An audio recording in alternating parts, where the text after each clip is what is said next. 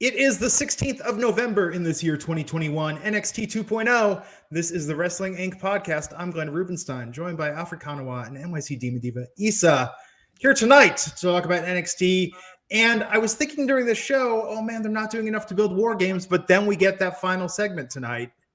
And it's going to be something. Issa, I know we were talking before the show, and you found the show just riveting tonight. You were on the edge of your seat the entire night. Couldn't take your eyes off the TV. Is that what I said? Is that what I glued. said?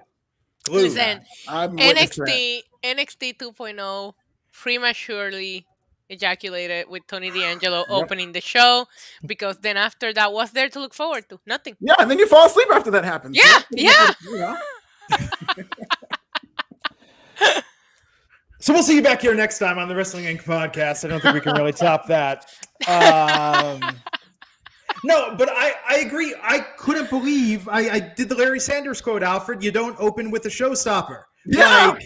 Like, why would you put Tony D'Angelo on first? That's main event material. I should have said that instead. I'm sorry. No, the other one was fine. Especially him winning. Like, it's such a high. Like, I've never seen an emotional high. It might have been the greatest night in the history of NXT 2.0, and they just kicked off with it. You don't kick off with Goldberg beating Hulk Hogan. You don't kick off with Tony D'Angelo getting such an elusive, mostly decisive victory. Yes. On Dexter Lumis, who's been a superstar in the truest sense. It was crazy tonight, man. It was crazy. So before we hop into the show, I think we got some news. Yeah, we were having an off-air conversation about family-friendly content, and that actually brought to mind a story about NXT, which might be going TV-14. Now, there have been reports earlier on in the year that NXT would be a more edgy product and whatnot. We have seen some of that implemented with the language that we see. But according to WrestleVotes, who's very well connected and is a WWE insider, they tweeted earlier today that within the origins of this NXT 2.0 concept was an idea that programs rating would shift to TV-14 from TVPG. So that is still reported to be very much on the table in terms of NXT going TV-14. Issa, we'll start with you. Would you be more interested? Do you think TV-14 can help NXT 2.0? Yes. Do you realize all the things we could do with Tony D'Angelo, storylines we could set up if we make this TV-14? I'm excited. I mean, we have to see how they book it, right? A rating doesn't make a show, but it opens up creative to a lot of more things. So do I look forward to it? Yes. Yeah. Well, I feel like they already kind of straddled the line, especially with some of the Index storyline. It was a little edgy. Yeah, it was pretty raunchy, pretty edgy, but and that's the thing. I think it benefited from the fact that they're not necessarily able to cross the lines you can cross on TV-14. So the fact that they had to work around it and kind of do the innuendo, I think helped it a lot in terms of when she was about to get cut off from saying that he sneaks into her bedroom and stuff like that. But I would like to see TV-14 NXT as long as the creative is there. I don't think it's as much a problem with the content and how vile or not vile it is or family friendly. I think it's just the stories they're telling. And I do think that if it was good storytelling, TV-14 could really take it to the next level, because there's still limitations. You can't go all the way like we would see in the Attitude Era, but you can see a lot more provocative and edgy TV. Exactly. You know, and this is where I've now become an old man. You don't have to swear to be edgy. You don't have to use foul language in adult situations. Sometimes the power of suggestion and a really well-written series of words has far more sting than cursing does. I've now become like my grandmother, basically. Okay, Johnny Gargano. Let's move on. Oh man. This is what my life's become. 14. TV-14. Yeah, it could happen. Why not? Next story, a little more than TV-14 here. Cody Rhodes has quit Twitter. He announced on the Busted Open podcast that yesterday was my last day on Twitter. He has since quit because of the sniping and negativity on there, and he just moved everything from Instagram. So it's not even a social media criticism. It is specifically Twitter. So if we're keeping track here, Cody's quit Twitter. The Young Bucks quit Twitter, I believe it was a couple years ago, due to some negativity toward a storyline they did. And of course, AEW executive and Cody's wife, Brandi Rhodes, quit Twitter after she was hurled a bunch of N-bombs from AEW Twitter trolls, which I think she might be the only person who's gotten N-bombs on Twitter more than me. But On Cody Rhodes, in terms of his last day on Twitter, Issa, do you think that this is something that is going to play into a storyline in AEW TV? Oh, He's gonna probably get him booed even more. Yeah. I mean, he got booed out of the building at Full Gear. I was there, and there was some loud boos there. really? Yes, it was very loud. But I mean, so the other day I was having a conversation with someone about Twitter, and I said, listen, for me, Twitter is like a space where I publicly talk to myself. I don't check my notifications, I don't check my DMs because Really? we do get a lot of negativity.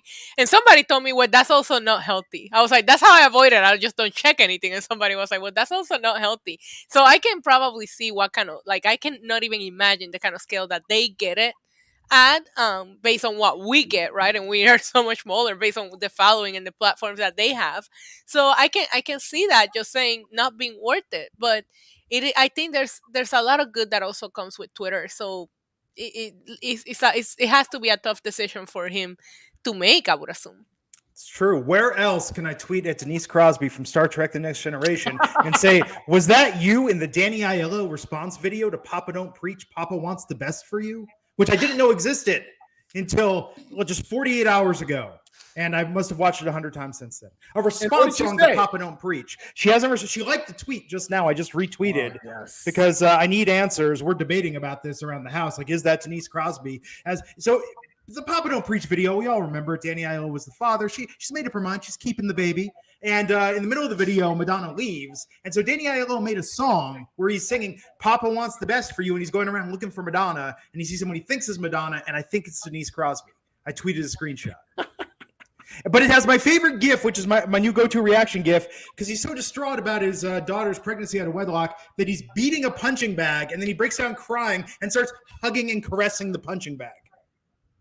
Jesus. Which is the best animated GIF I think I've ever seen. I need to get off Twitter. That's what I'm realizing. This is a developing story on Twitter. See what Denise Crosby said. But listen, I think a lot of, like, when it comes to the Young Bucks or Cody or whatnot, I think it does get a little bit much because of the passion that's out there in the wrestling community. What's unfortunate is it is the bottom 5%, I think, that is affecting them in terms of what's said on Twitter. I don't think the majority of the criticisms in terms of the intense ones that they find toxic are coming from reasonable people. It's usually the worst of the people who, there's ways around that. I'm like you, Issa. I enjoy Twitter in terms of all the good that it can do. And, like, you can make certain people muted and stuff like that if you need to.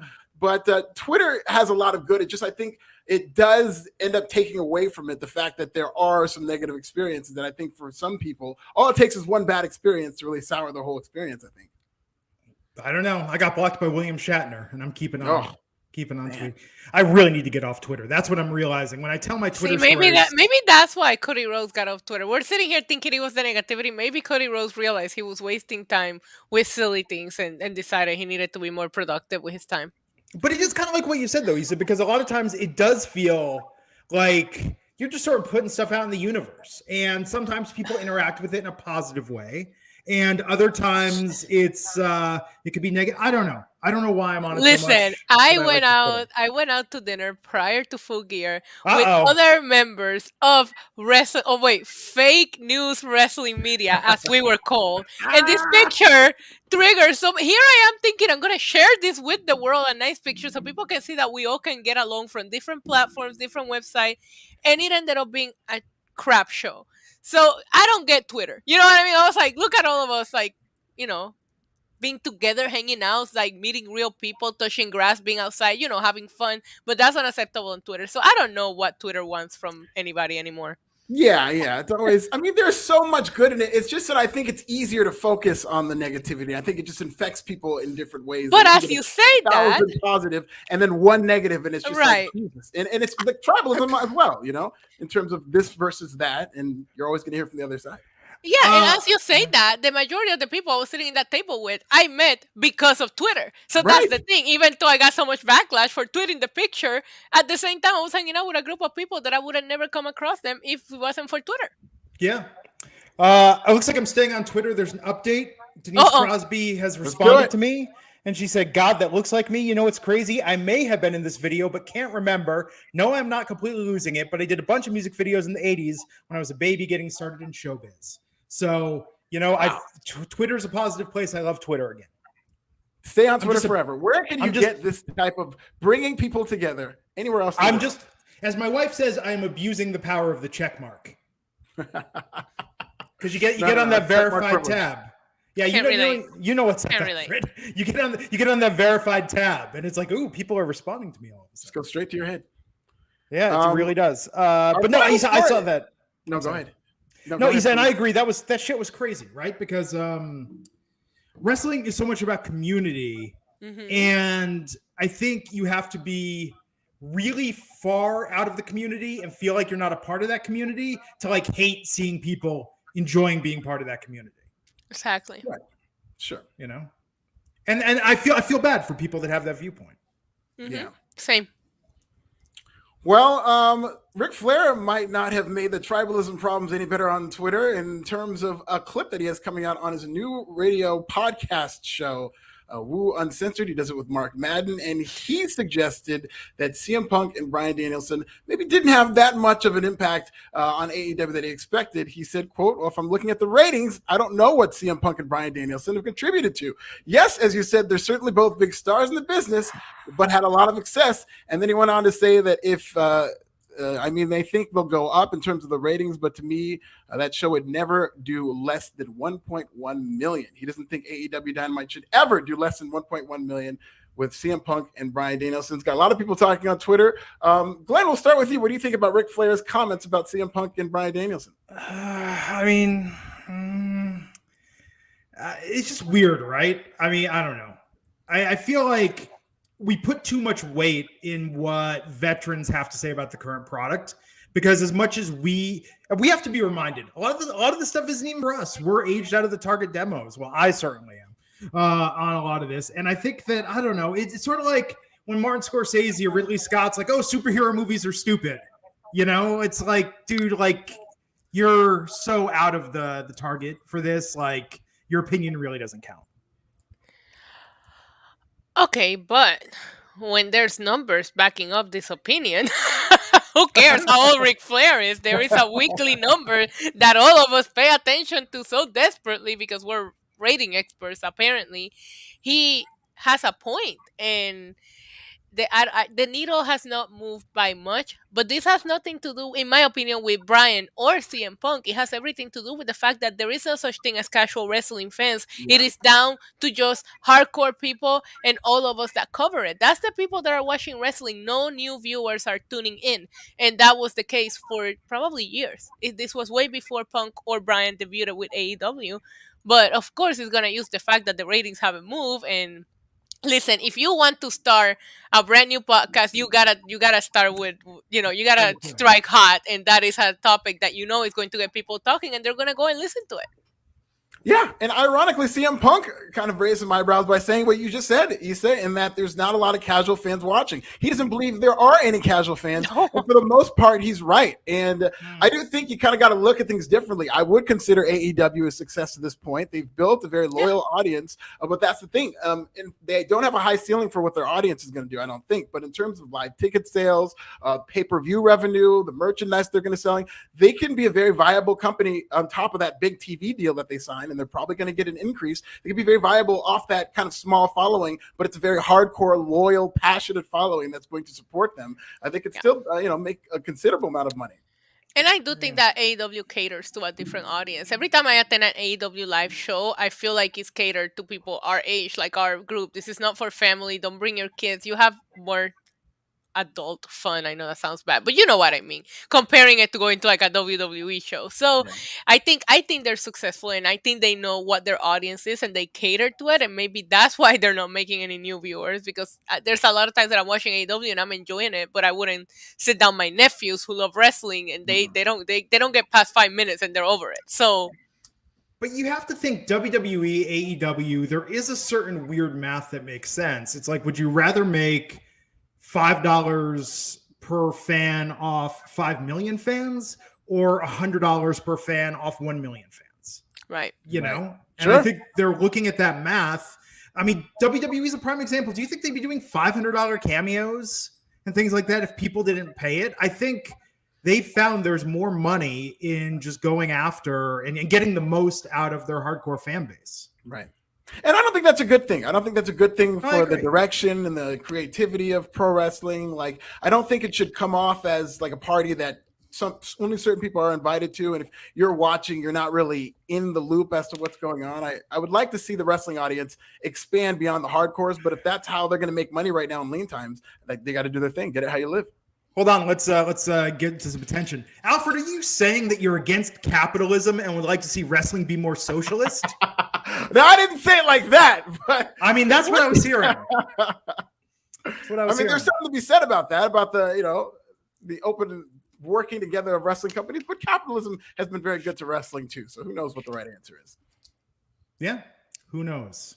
It's very strange. When's Ric's podcast drop? Tomorrow they're going to drop it. I believe Woo Uncensored. So he's doing this with Mark Madden. Yeah, they said tomorrow. They teased the clip for today because tomorrow at 6 a.m. Eastern, I believe he said he's going to have this podcast. I'm looking forward to it, man. I mean, Ric Flair went through it. He got canceled. And it looks like he's on his way to being uncanceled, I guess. And because he's doing a lot of stuff. He's been talking a lot about Charlotte Flair and Becky Lynch, throwing his name into that whole real life story or work shoot. So I guess Ric's on his way back. Maybe. What else we got? That is your news. That's the news. Hojo Tuco Belinsky, $5. Yeah. Glenn, a little edgy with swear words. Can't you coexist without swearing? Go Pack. Go Pack, go. Exactly. Your Green Bay Packers have played 3 MVP caliber quarterbacks in the last 3 weeks. Kyler Murray, Pat Mahomes, Russell Wilson. Combined, they had 1 touchdown against your Super Bowl Packer defense. We are going to the Super Bowl. How exciting is that? Packers over Bills in the Super Bowl. Can't wait. Stranger things have happened. Not really. Well, I don't know. Next week's Thanksgiving, this weekend's Survivor Series. I'm just on autopilot between now and the end of the year. Yeah. Now's the time to do it. Now is the time to do it. Tonight's NXT. I mean, the last segment, the women's War Games match, is going to be really cool.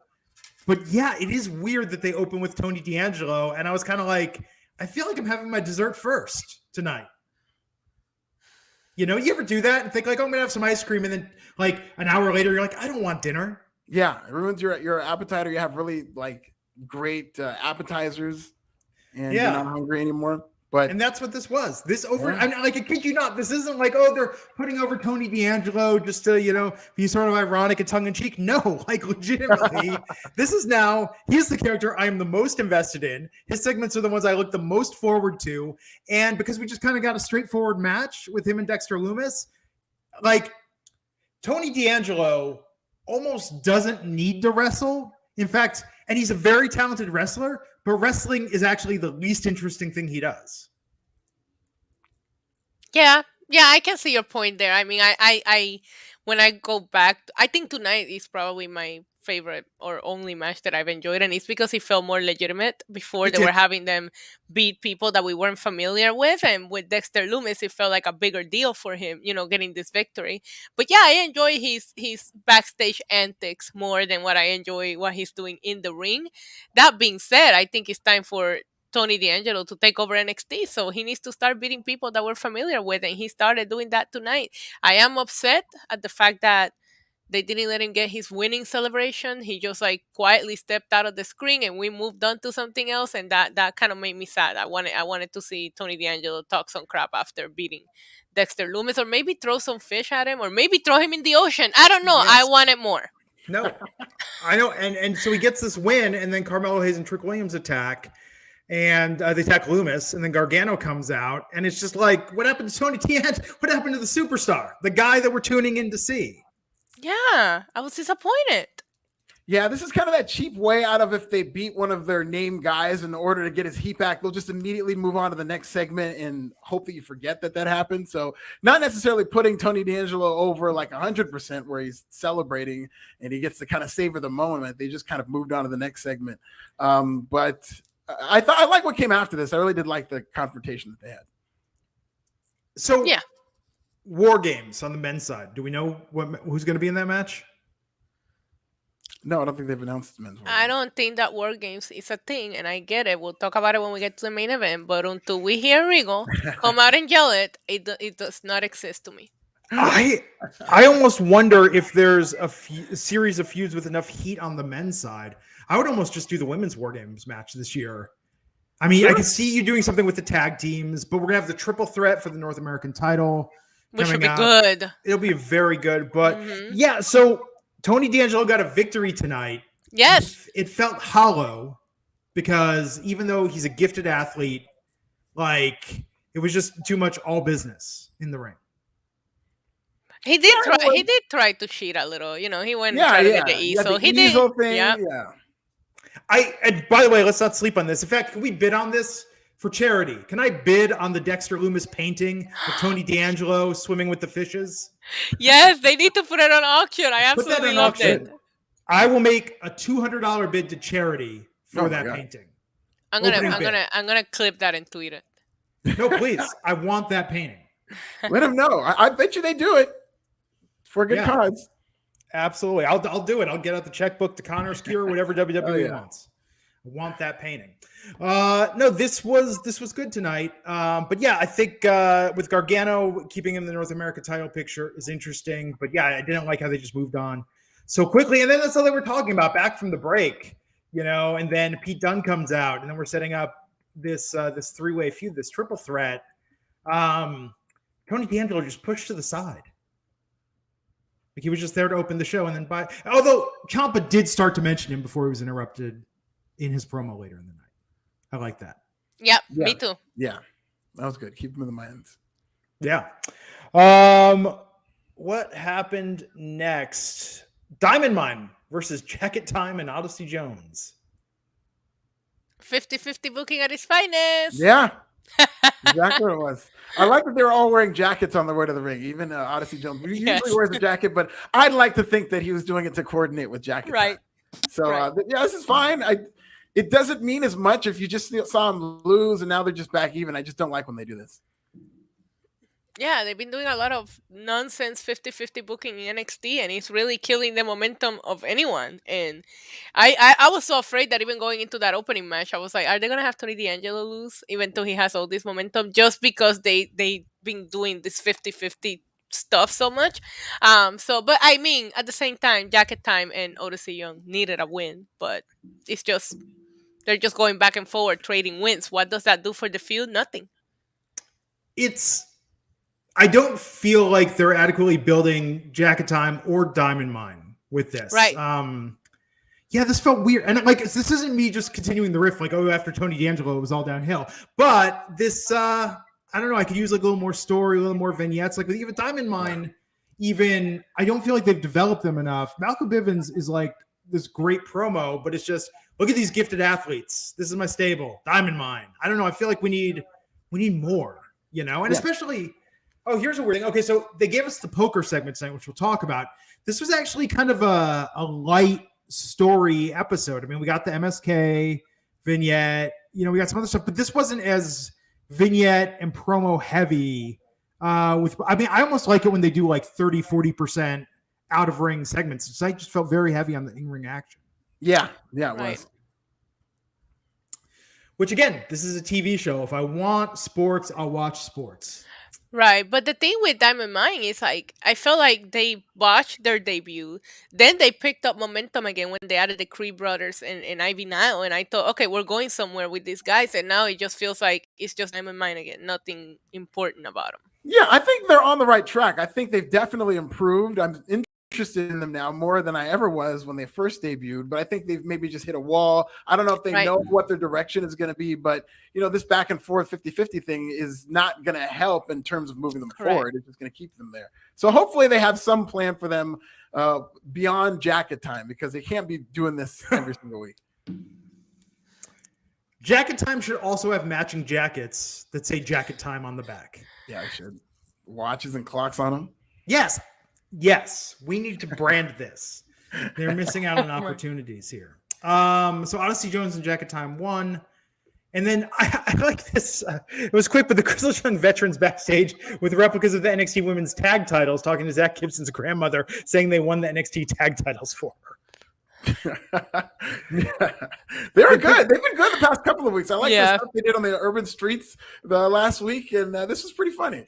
And NanaCon, there was a whiteboard with the. This is like the most effort they've effort to seconds ratio. This is probably the highest efforts to seconds ratio in NXT history. That's Yeah. true. You're not wrong. It was cute.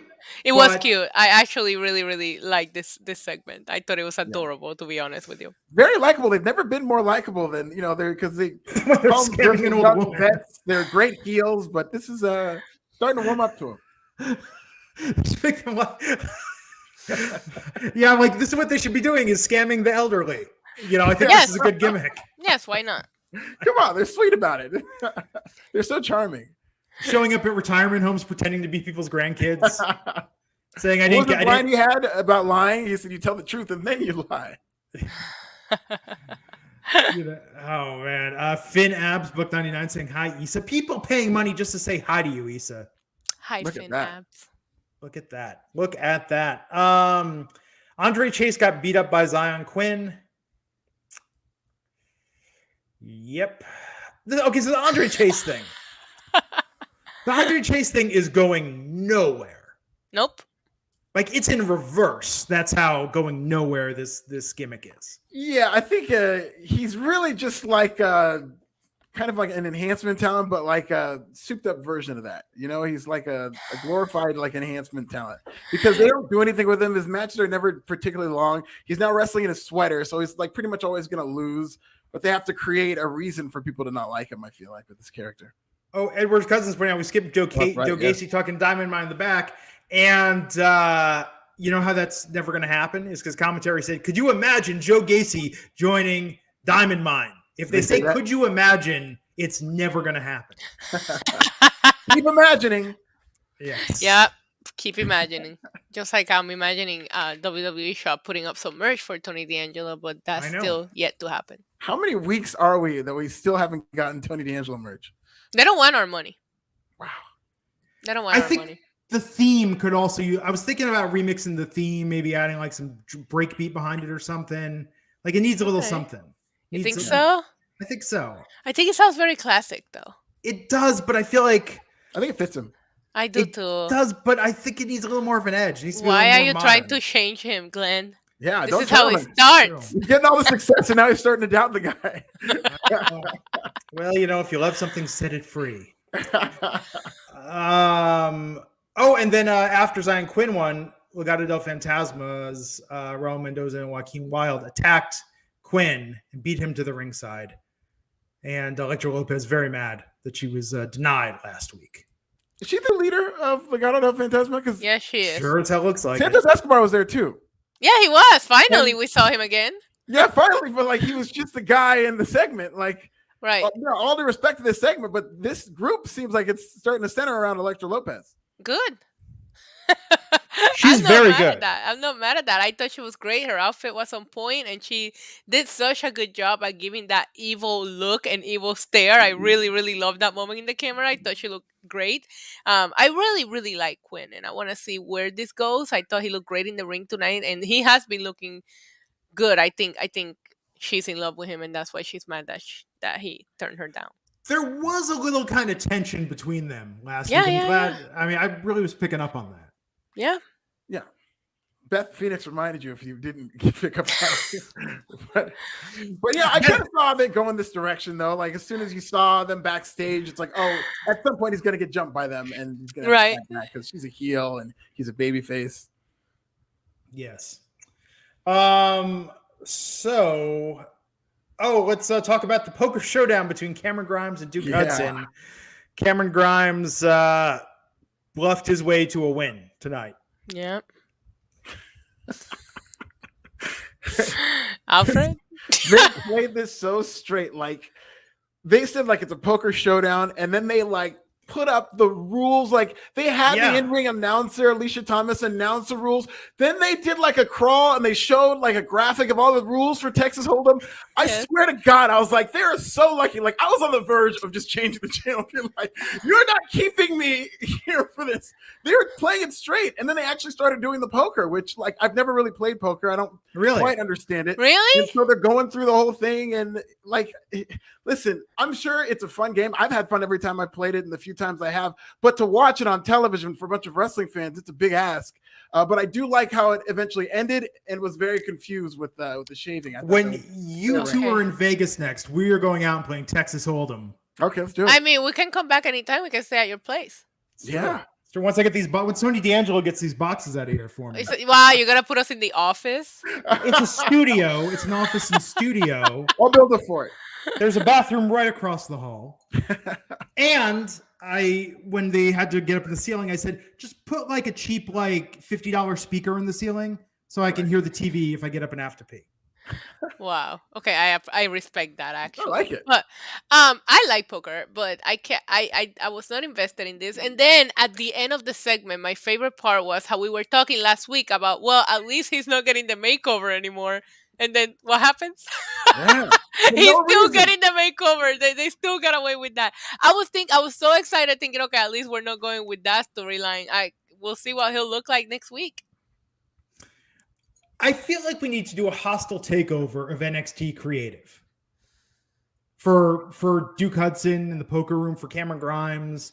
I feel like there's potential here, and this is where I feel they're just this. To your point, Alfred, this just like they ground this to a standstill tonight. Yeah. And it looked, I mean, the graphics were perfect. It looked like a legit poker tournament, but that's not what I was tuning in to watch.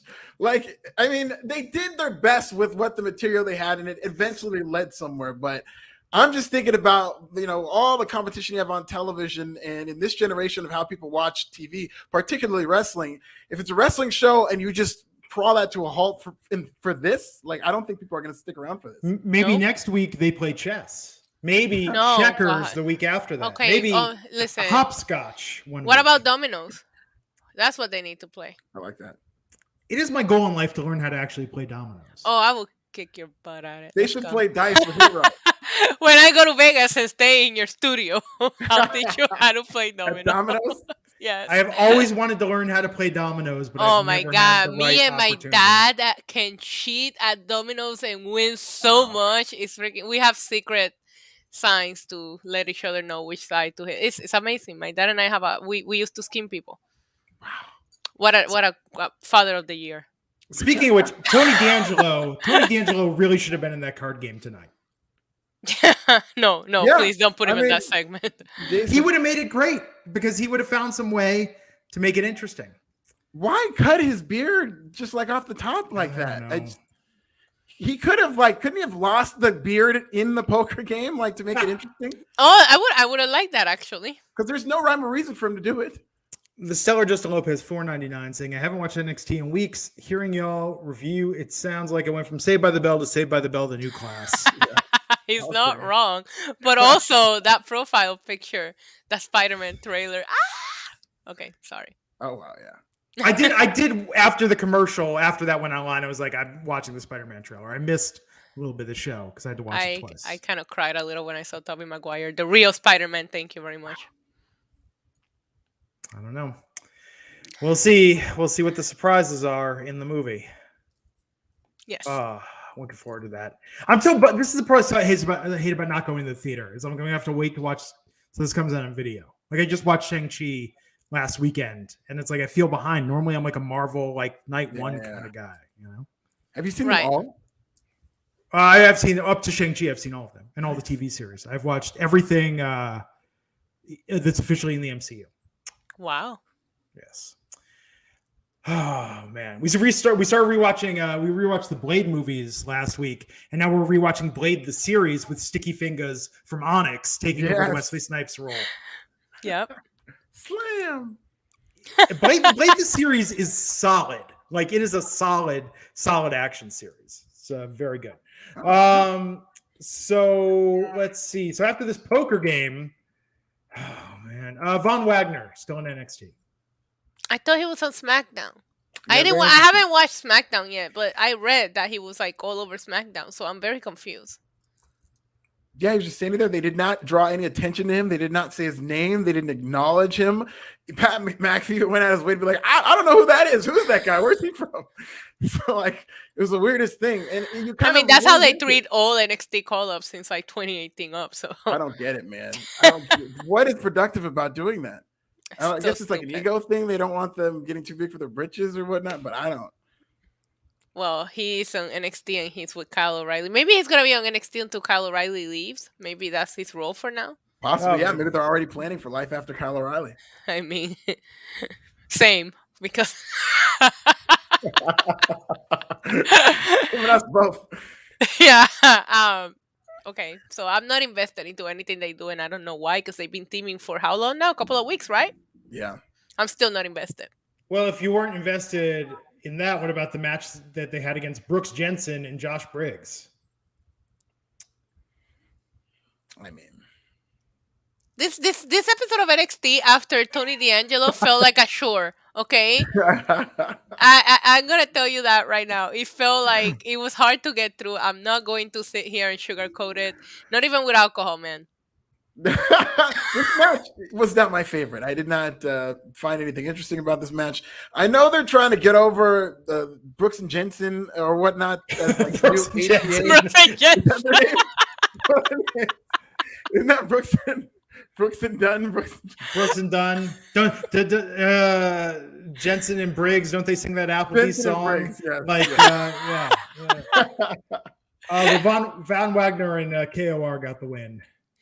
Yes, but I told you guys, they're introducing us to too many new characters that you don't remember who you're seeing. You don't remember their names. It's very hard to become invested into anyone when you don't know. There's like 10 people that we don't. I don't know. I'm trying here, okay? And the vignette with them didn't do them any favors. But no, I think this is weird too because... Oh, wait, were they the ones that were like doing the steak thing? Yeah, they were like camping. Yeah, the bar fighters. Oh, okay. Well, now I remember. Okay. Yeah, I mean, guys. I want to point this out. I don't think, and I'm not saying tonight was a total waste of time, but this is the most negative we have been about an episode of NXT since the 2.0 rebrand. Yeah. Yeah. You know what? I think there have been worse episodes, but I was very apathetic toward this episode. You know what I mean? Right. I don't think a lot happened. I think we could have done without it. Yes. No, I mean, and I was thinking that I was like, there's a new Life is Strange video game I could be playing. Like, there's anything I could be doing. I could watch the Spider-Man trailer again. I could be tweeting more to Denise Crosby, watching Danny Aiello's music video. Like, I got options. I'm just pointing it out there. And instead I'm watching Brooks and Dunn fight Kyle O'Reilly and Von Wagner. Next week, they're going to probably go back in the woods and do some weird vignette in the woods, like between the four of them. Because remember, we had a Von Wagner and Kyle O'Reilly wood-style promo, and then these guys were out in the woods as well. So now we're going to have some kind of like war in the jungle match. Oh, good Lord. Cinematic. Yes. Did I miss the MSK vignette? Did that happen? Yeah, they're still walking. Right? Yeah. Who's the tag team guy? Some people are saying it's Jeff Hardy. I've seen people speculating RVD. Who are they going to meet?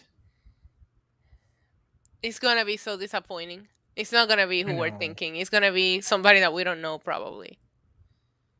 Yeah. Who do you guys think? Alfred, who do you think it's going to be? You said it might be Jeff Hardy? Why? Throw that on. I don't know. I mean, that might not be bad. You're talking about for like their tag team partner? Oh no! Yeah. No, they're Guru. They're tag team. It's Riddle. Guy. Yeah, like that. It's Riddle. You think they're going to call somebody down? I mean, that'd be a good place for Jeff Hardy to have an excuse to go down. I'm actually thinking about it. I think that'd be great. I still say Joey Abs, and MSK stands for the Mean Street Kids, which is the best and most reasonable solution. But I'm going to just say Matt Riddle just to be random. And is it going to tie into why they're called MSK?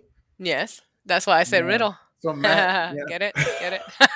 Well, yeah, I know, but I know I said Riddle, but I mean the initials. Like, I know. Oh, you're trying to see if it's gonna be like okay, I see what you're saying.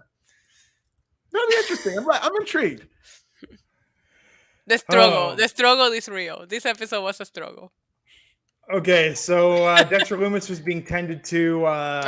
Poor Indy Dexter. Hartwell did tweet she's at a local medical facility with him right now. It's update What a from Twitter. supportive wife.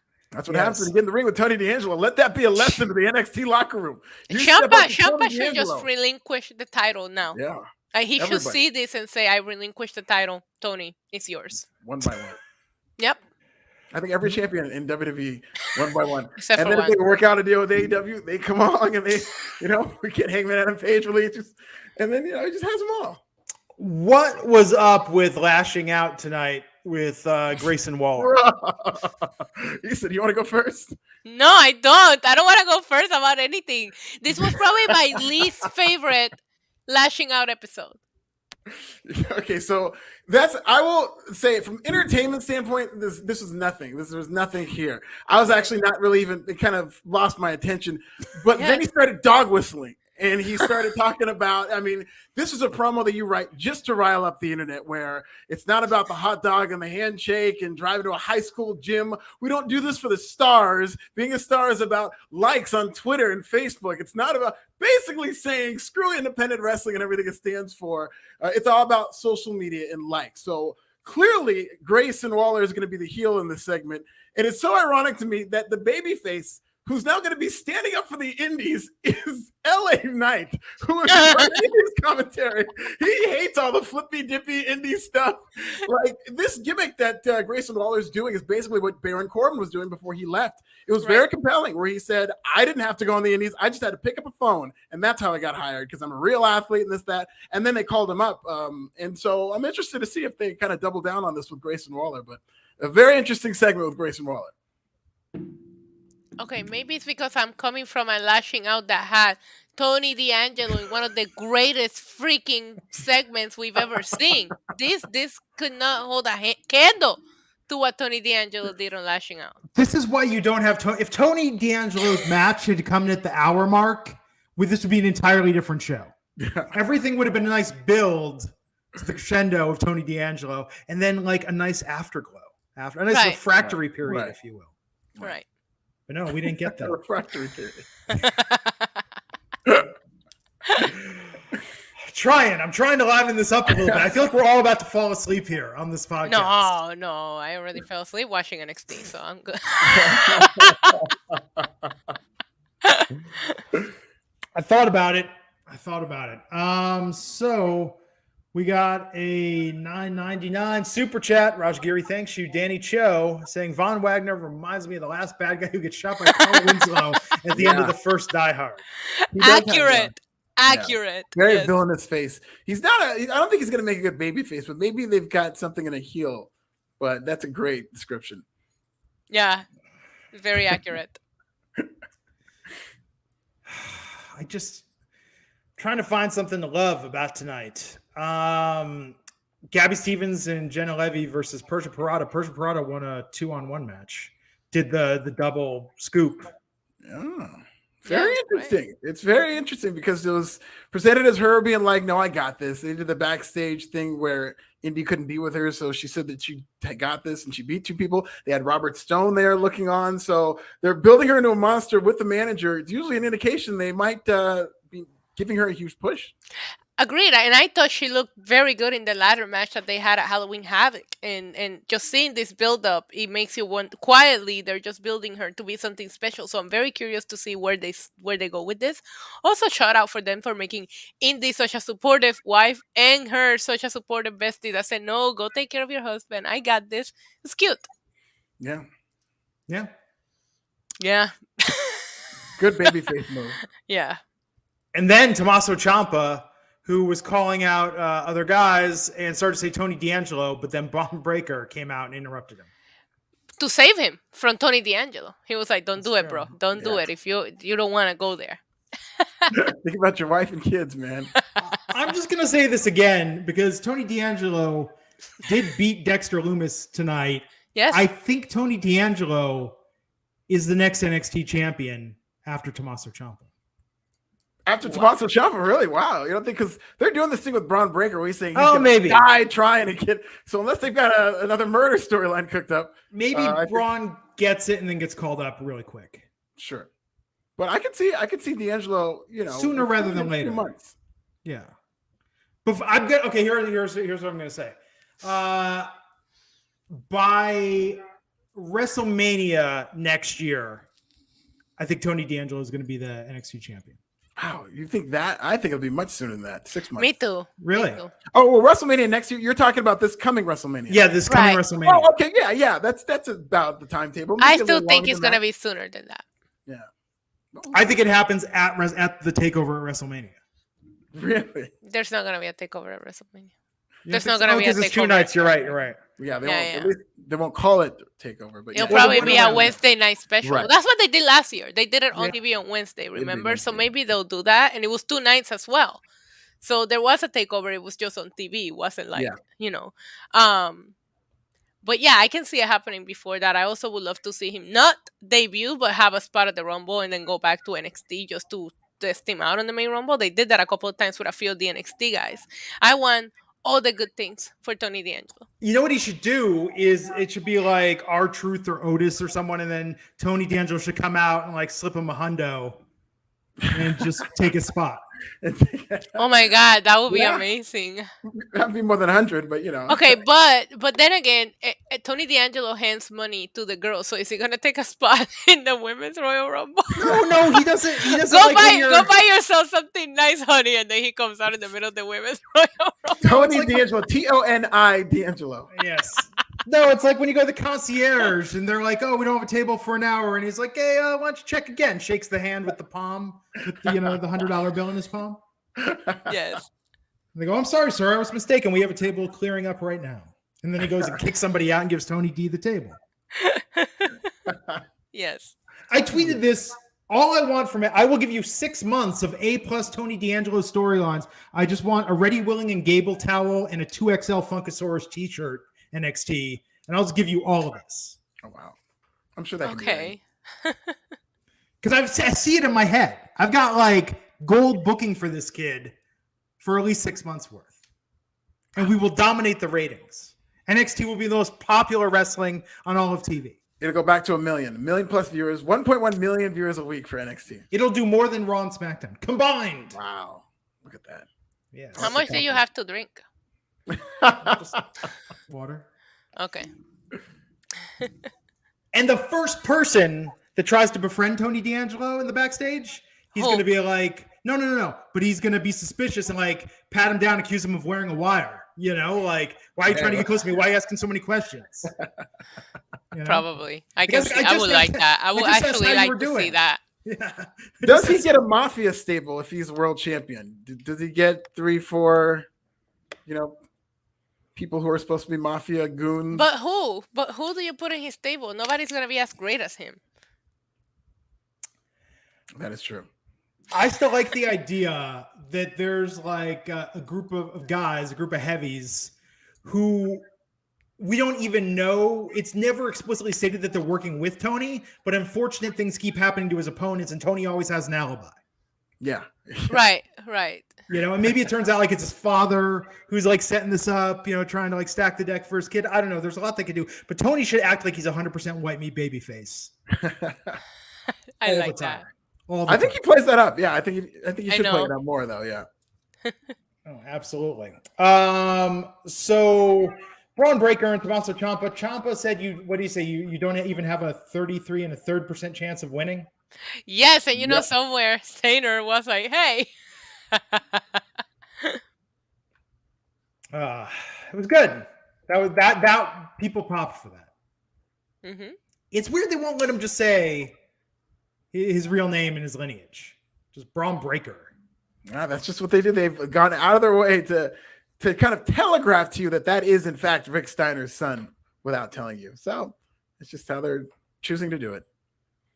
Did you see the vignette they had with Casey Catanzaro and Caden Carter? What was that? Wasn't that? I mean, the worst time. I hope. Listen, horrible timing for that kind of like, and we know why. And that was. I don't know who made that decision, but I was like, oh no, yeah, no. That was like a pre-tape that they had time, to just kind of exclude it.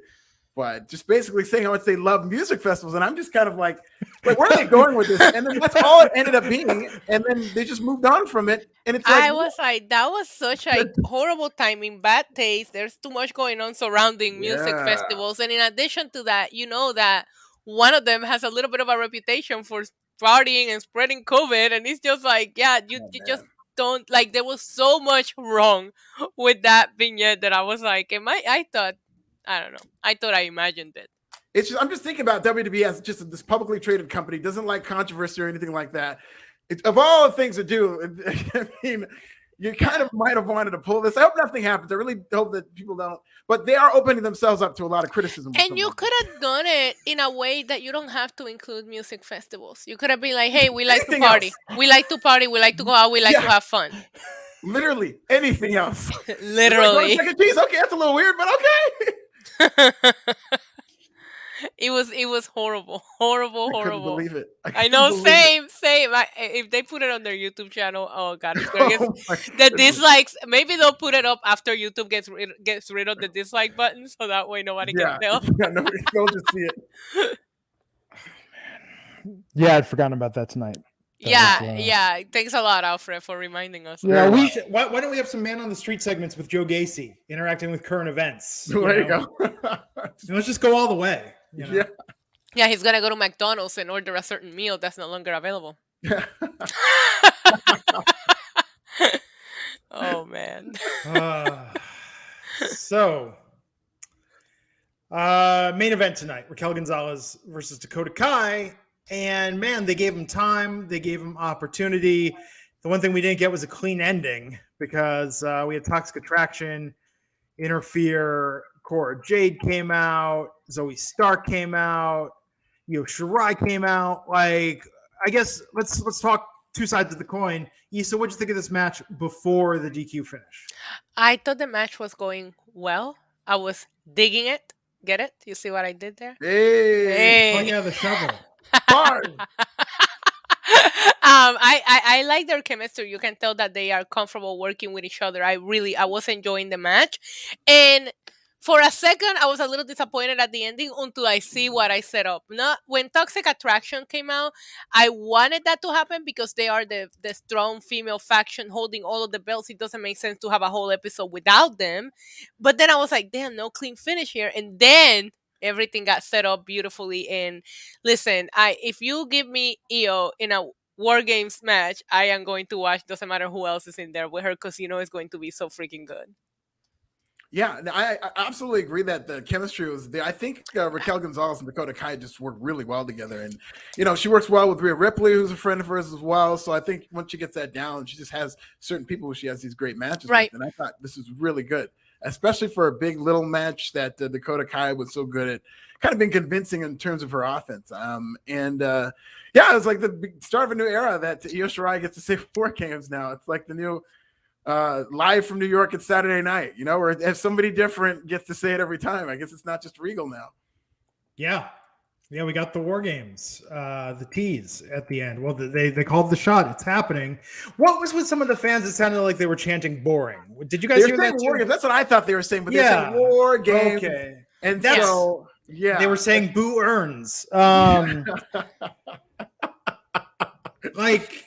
Not the best hint, because it does sound like boring. It sounded like boring. You guys sounded like major assholes during this segment. Yeah, but they're anticipating the announcement of War Games.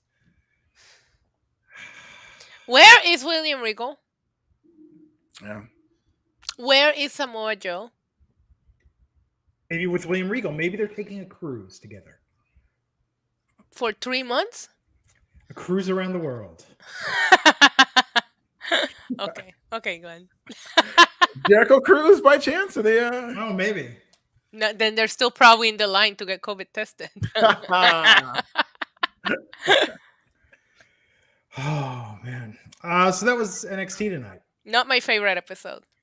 No, this is on the low end of NXT episodes. A couple of things that might get people talking, but it's just too many. I don't like when it comes off like they're throwing a lot at you from segment to segment. It's very hard to take a break from the show and to kind of decompress.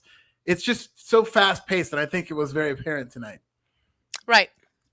So the question is, who does Tony D'Angelo wrestle at War Games? Okay, so we've got. When is War Games again? Like December 3 weeks. 5th, December 5th, I think. Oh yeah, so Okay. yeah, 3 weeks from tonight, or 3 weeks. 3 weeks from this week. Do you throw Pete Dunne at him? No, isn't he the triple threat? I thought that was next week. That's going to be at War Games, huh? Okay. No, I Is think it? that was next week. Is it? No, it's okay. I don't know. Wow, No. Trevor in the chat. Tony D versus a returning Triple H. Wow. That I don't know if that's big enough for Tony D. I don't know about that. I think we gotta. I think The Rock might need to come out of retirement for this one. My God. The Rock was like, I'm not showing up at Survivor Series, but War Games for Tony D, I'm there. Yeah, I didn't say anything about my guy Tony D. Yo. I can make money with that guy. This is actually a legitimate question. We love Tony D'Angelo. The internet wrestling community loves Tony D'Angelo. Loves him. I have to admit, I'm not recalling seeing a lot of veteran talent putting the kid over. They're hated. Yeah, I mean, I mean, jealousy. It It's a runs horrible rampant thing. in these locker rooms. It's a very competitive business. There's only so many spots. And, the GOAT's coming for one of them. So if I was a veteran, I'd be scared. I'd be planning my next career if I was a veteran. I'd be looking into, maybe opening a gym or something.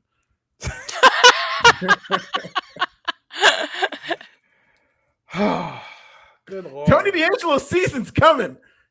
Yeah, the takeover.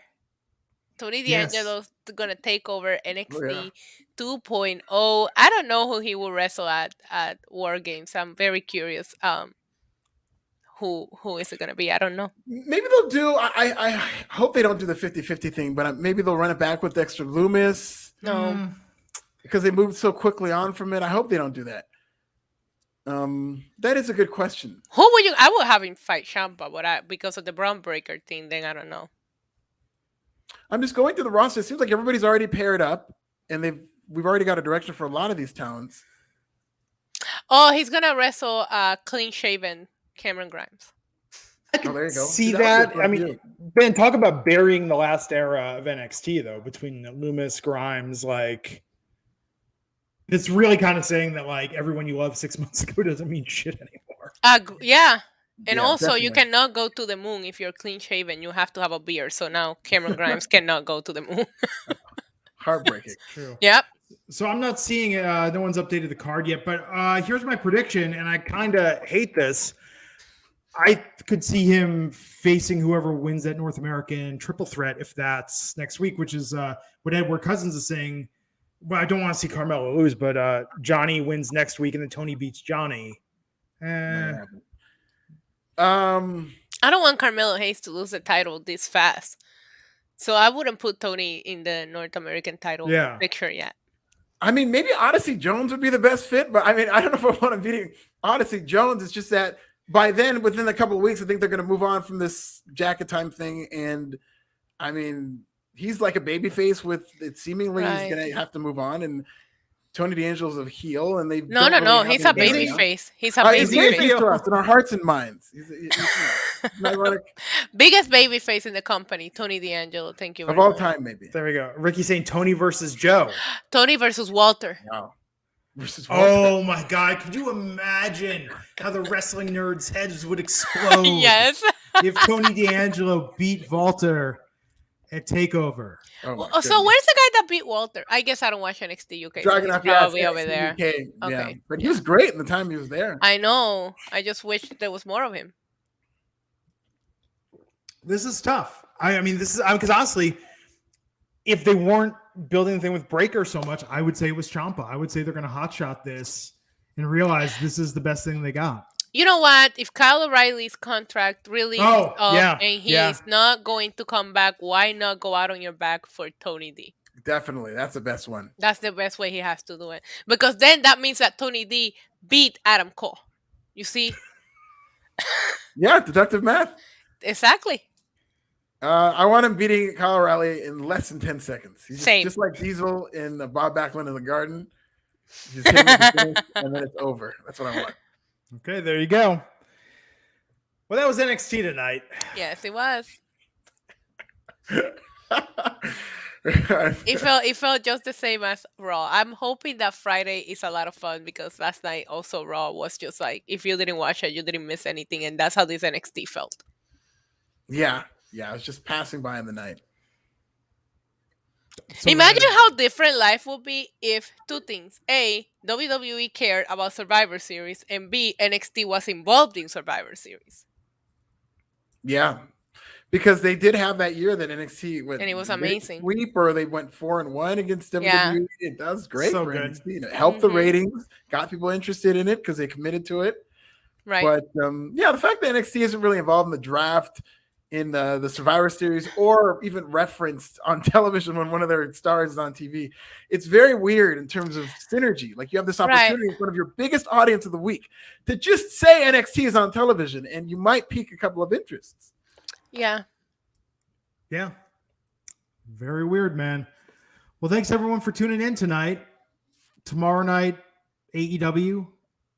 They're on Wednesdays. Should be an interesting show with the fallout from Full Gear. Yeah, it'll be a lot of fun. Eddie Kingston didn't go over. Ugh. He did not. That was a very good match. So very unique in terms of them like getting into a brawl, and I liked it. And I'm a fan of Muay Thai CM Punk. I like the Muay Thai shorts. I don't know. I liked it. It was probably my favorite out of. He's been experimenting with his gear, and I like this. And I wanted Eddie Kingston to win, but I will say I did like the way that Punk worked this match. Yeah, and I think they're going somewhere. I think they're headed for a double turn. I think they're gonna have another match. All I want is for MJF to ruin Hangman's celebration, and we'll see. I thought MJF and Darby had the best match of the night. Wow. Yeah, that was a great match. Yeah. But then again, I was there for MJF, so I'm biased. Oh, that's right. Yes, you were there. And then Friday, SmackDown. The go home for Survivor Series. And Rampage. And then Survivor Series is Sunday night? Yes. Sunday night. Okay. There we go. Busy there week. We go, folks. Yes. Well, everybody, have a great night. She's at NYC Demon Diva. That's Diva with a 1. He's at This Is Nasty. I'm at Glenn Rubenstein. We'll get you back here next time on the Wrestling Inc. podcast. Take care.